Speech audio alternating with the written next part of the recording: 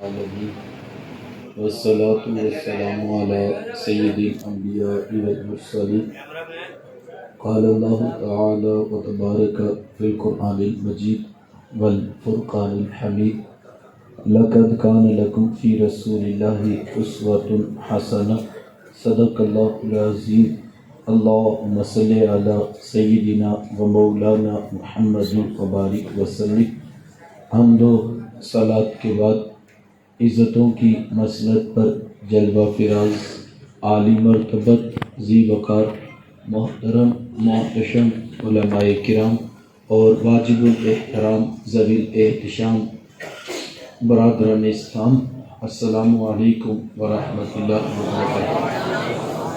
بتوفیق باری تعالیٰ مجھے اور آپ کو حضور علیہ السلام کے ذکر جمیل کی سعادت مندیاں نصیب ہو رہی ہیں۔ دعا ہے اللہ تعالیٰ میری اور آپ کی حاضری کا ایک ایک لمحہ قبول فرمائے۔ یقیناً حضور علیہ السلام کا ذکر اہل ایمان کے لیے باعث تسکین ہے۔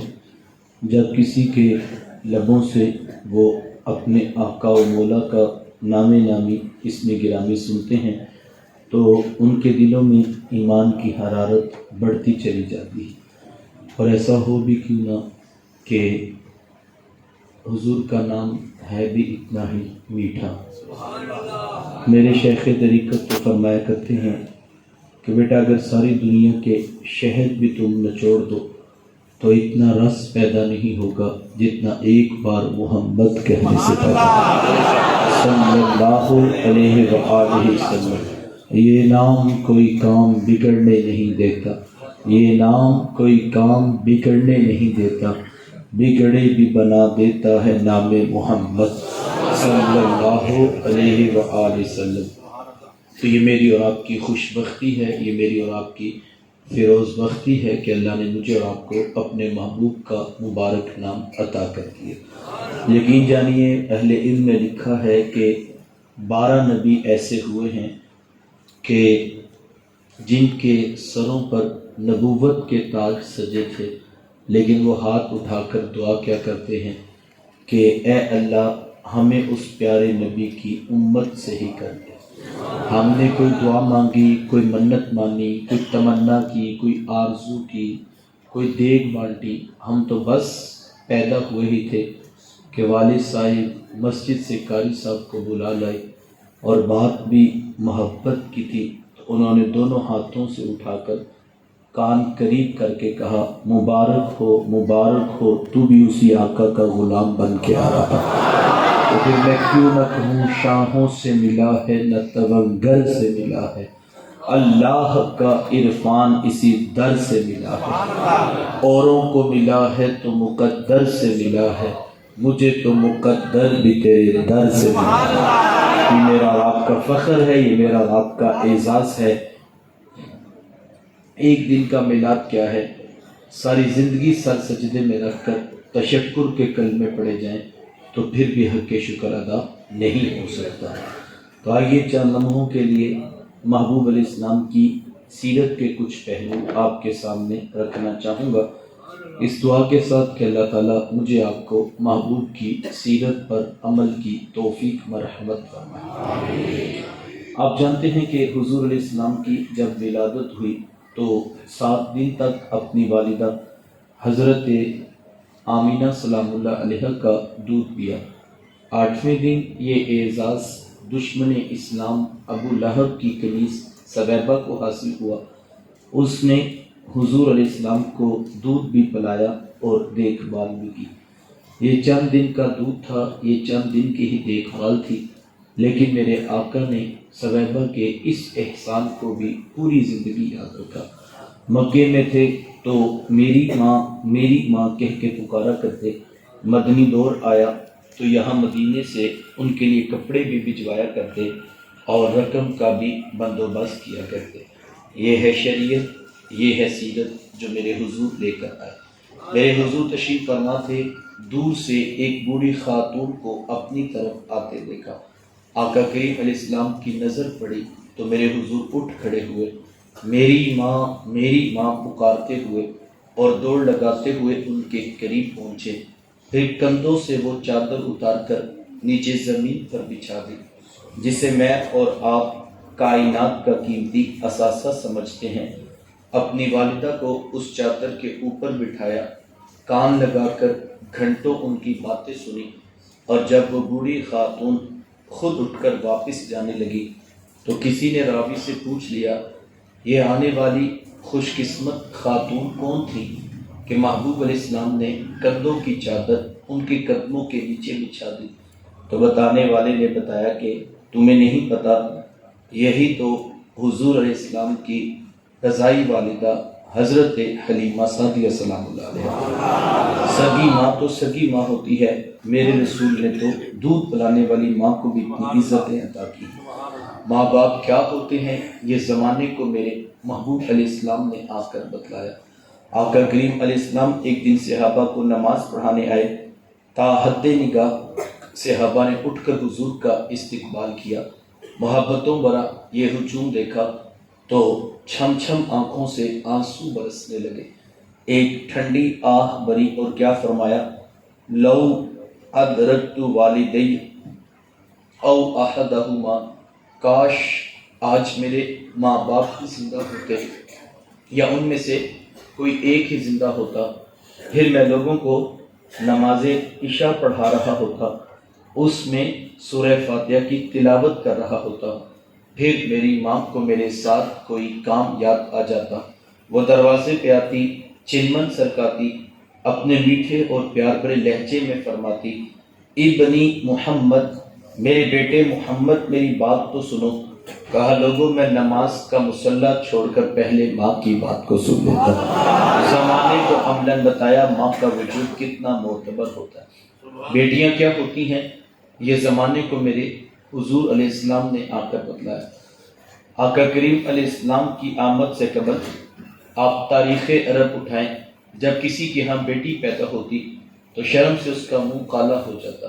عزت اور آبرو بچانے کا ایک ہی راستہ ہوتا کہ ظالم باپ ماں کی ممتا بری گود سے پھول جیسی بیٹی چھینتا، گڑھا کھود کے دھکا دے کر اوپر مٹی ڈال دیتا۔ اگر کوئی باپ اتنا ظالم تھا، اتنا سفاک تھا، تو وہ اس قابل تھا کہ وہ معاشرے میں سر اٹھا کر جی سکتا ہے، اور اگر کسی کے ہاتھوں میں اتنی سخت نہیں کہ اپنی زندہ بیٹی کا گلا دبا سکے، تو اس قابل نہیں تھا کہ معاشرے میں سر اٹھا کر جی سکے۔ یہ عرب معاشرہ ہے جس کو قرآن مجید فرقان حمید نے بھی بیان کیا ہے۔ وہ عملاً بیٹیوں کو ذبح کیا کرتے اور بہنوں کو زندہ درگور کر دیا کرتے۔ جس دور میں بیٹی ذبح کی جا رہی تھی، جس دور میں بہن زندہ درگور کر دی جاتی، میرے حضور اس دور میں کلمہ حق بلند کیا، اور حضور میں بیٹیوں کو ذبح کرنے والوں سن لو، فاطمہ تو بدعۃ منی، میری فاطمہ تو میرے جگر کا بھی ٹکڑا ہے۔ یہ کلمہ محبت بھی ہے، یہ کلمہ جہاد بھی ہے۔ دیکھیں آج میں یا آپ اپنی بیٹی یا بہن کے لیے کوئی پیار بری بات کہیں تو یہ بہت بڑی بات نہیں ہے۔ آج اس معاشرے میں بیٹی کی عزت ہے، آج اس معاشرے میں بہن کا وقار ہے۔ یوں ہی تو نہیں بوڑھا باپ اپنی جھکی ہوئی کمر پہ بوریاں لاد لاد کے مزدوری کر رہا ہے کہ میں نے اپنی بیٹی کو عزت کے ساتھ رخصت کرنا ہے۔ جوان سال بھائی فیکٹریوں میں اوور ٹائم لگا رہے ہیں کہ ہم نے بہنوں کو عزت کے ساتھ بیاہنا ہے۔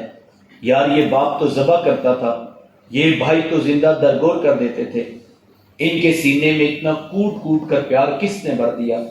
جواب ایک ہی ملے گا، یہ فیض ہے آمینہ کے لال کا، یہ فیض ہے میلاد والے آقا کا، جنہوں نے کٹتی بیٹیوں کو عزت اور ذبح ہوتی ہوئی بہنوں کو زندگی کی بہاریں عطا فرمائی۔ آقا کریم علیہ السلام ایک دن گھر تشریف لائے تو ام المومنین حضرت سیدہ عائشہ صدیقہ رضی اللہ تعالی عنہا عرض کرتی ہیں کہ حضور آج بڑا عجیب واقعہ ہوا۔ حضور میں عائشہ آج کیا ہوا؟ عرض کی حضور ایک حبشیہ نیاد عورت آئی اور اس نے آ کر دروازے پر صدا لگائی۔ میں نے گھر میں تلاش کیا کہ کوئی چیز مل جائے تاکہ میں سائل کو صدقہ کر دوں۔ تلاشی بسیار کے بعد مجھے صرف ایک کھجور ملی اور میں اس کو وہی صدقہ کر دی۔ حضور اس نے اس کھجور کے 2 ٹکڑے کیے، ایک دائیں جانب والی بیٹی کو کھلا دیا اور ایک بائیں جانب والی بیٹی کو کھلا دیا۔ حضور ماں خود بھی بھوکی تھی، اس کا اپنا پیٹ بھی کمر سے لگا ہوا تھا، لیکن اس نے خود کچھ نہیں کھایا اور سب کچھ اپنی بیٹیوں کو ہی کھلا دیا۔ یہ کہتے کہتے ام المومنین آپ دیدہ ہو گئی، آنکھوں میں آنسو آ گئے۔ تو حضور میں سنو عائشہ، اگر کل قیامت کے دن ان بچیوں کی ماں کو جہنم میں جانے کا حکم ہو گیا تو یہ بیٹیاں درمیان میں آڑ بن کے کھڑی ہو جائیں گی کہ مالک ہم تو اپنی ماں کو جہنم میں نہیں جانے دیں گی، اللہ ان بچیوں کی سفارش قبول کر کے ان کی ماں کو جنت عطا کرے گا۔ کہاں بیٹیاں باعث شرم و ننگوا سمجھی جاتی تھی تو کہاں بیٹیاں ہی دخول جنت کا سبب قرار پائیں۔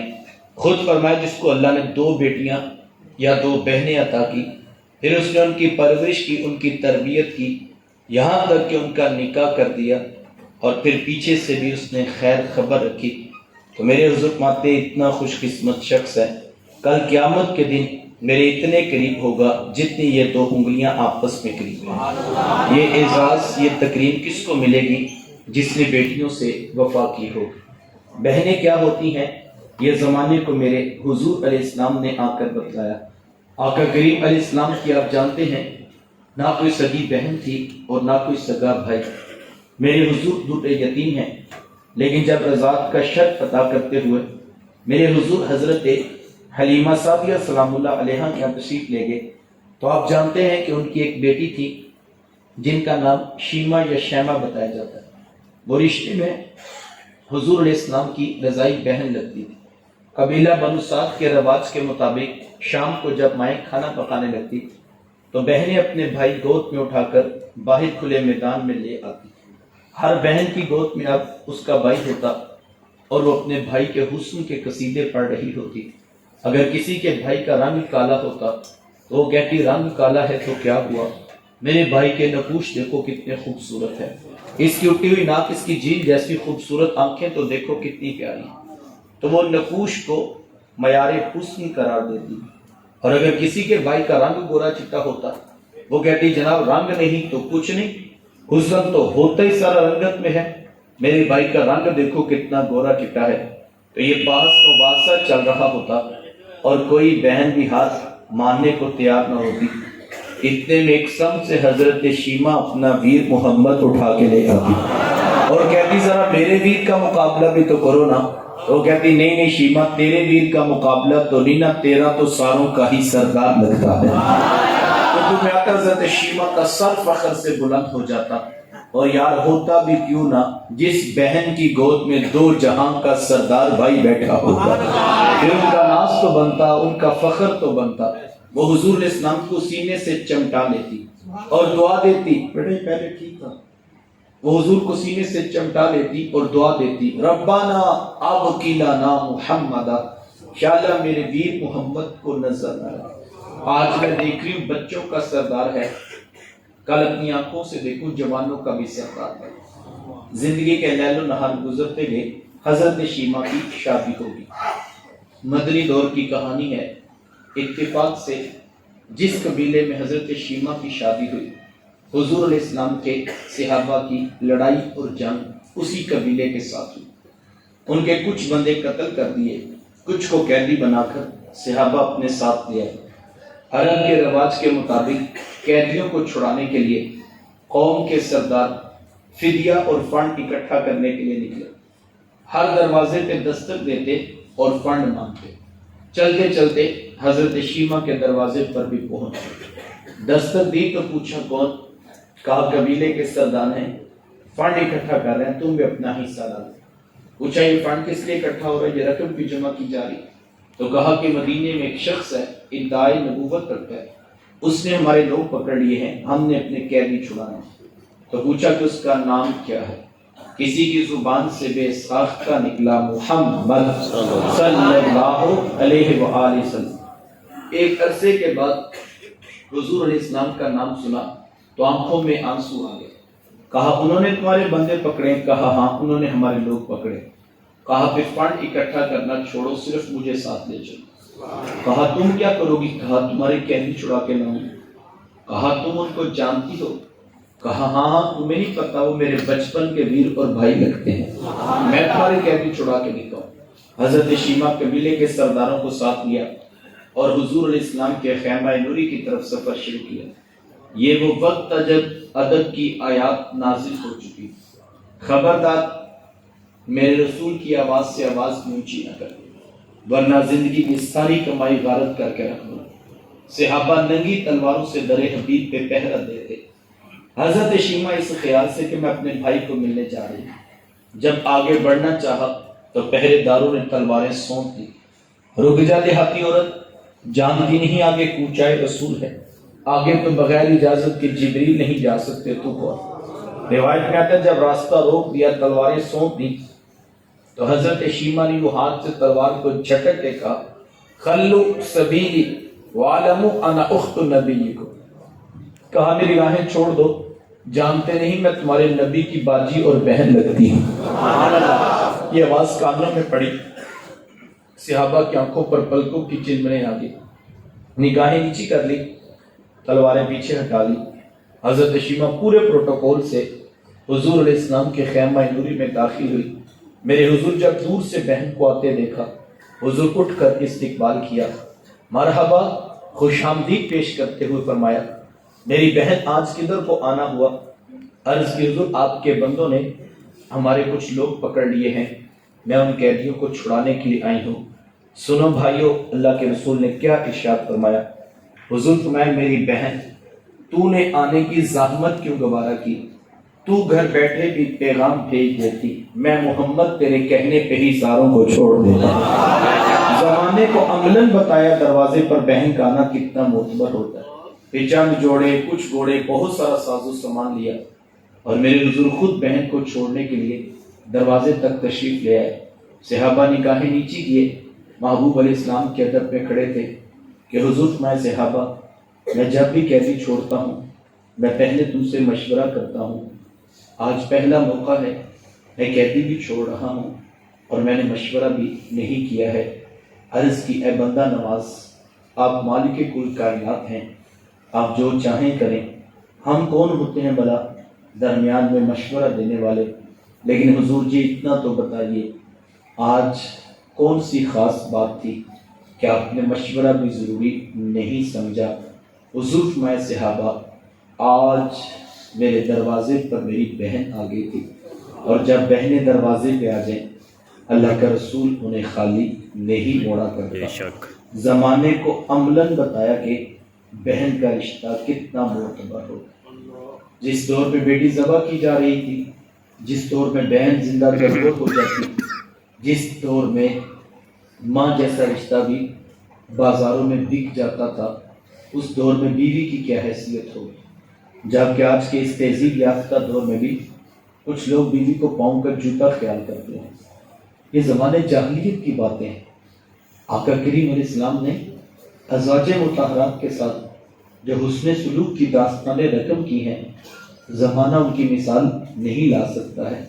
کسی کو میرے حضور عمیرہ کہہ کے پکارتے ہیں، کسی کے لیے بکری کا بچہ ذبح کرتے ہیں اور گوشت کے مختلف ٹکڑے ان کی سہیلیوں کے ہاں بیچتے ہیں. حضور کثرت کے ساتھ حضرت خدیجہ الکبریٰ رضی اللہ تعالیٰ عنہا کا ذکر کیا کرتے. حضرت سیدہ عائشہ صدیقہ رضی اللہ تعالیٰ عنہ فرماتی ہیں کہ میرا جو ان سے رشتہ تھا ایک دن میری زبان سے بے ساختہ نکل گیا کہ حضور اللہ نے آپ کو بہتر ازواج عطا کر دی ہیں اور آپ ابھی تک اس بوڑھی عورت کا ذکر نہیں چھوڑتے. فرماتے کہ حضور کے چہرے پہ جلال آ گیا اور حضور میں اے عائشہ مجھے خدیجہ کے بارے تکلیف نہ دو. جب پورے مکے نے میرا انکار کیا تھا ایک خدیجہ تھی جس نے میرا اقرار کیا تھا. ہم اسے کیسے بھلا سکتا ہوں جب زمانہ میری مخالفت کر رہا تھا. خدیجہ میرے سے محبت کی دعوے دار تھی. فرماتے پھر میں نے ہمیشہ محبتوں کا ہی اظہار کیا اور یہی حضرت خدیجہ الکبریٰ رضی اللہ تعالیٰ عنہا ہیں. جب ان کا وقت آخر قریب آیا تو حضرت سیدہ فاطمہ الزہرا رضی اللہ تعالیٰ عنہا کو بھیجا اور کہا بیٹا جاؤ جا کر حضور علیہ السلام سے چادر رحمت مانگ لو. سیدہ حاضر خدمت ہوئی اور آ کر عرض کی کہ میری والدہ چادر مانگ رہی ہیں. آقا کریم علیہ السلام نے چادر بھی اتار کر پیش کر دی اور ساتھ فرمایا بیٹا اپنی والدہ سے پوچھو یہ چادر کیا کرنی ہے. یہ کہتے کہتے میرے حضور بھی ساتھ تشریف لے آئے اور حضور میں خدیجہ تو نے چادر کیا کرنی ہے؟ عرض کی حضور مجھے جو بخار ہے لگتا یوں ہے کہ جان لیوا ثابت ہوگا. میری بڑی آرزو ہے کہ مجھے کفن ملے تو آپ کی چادر رحمت میں ملے.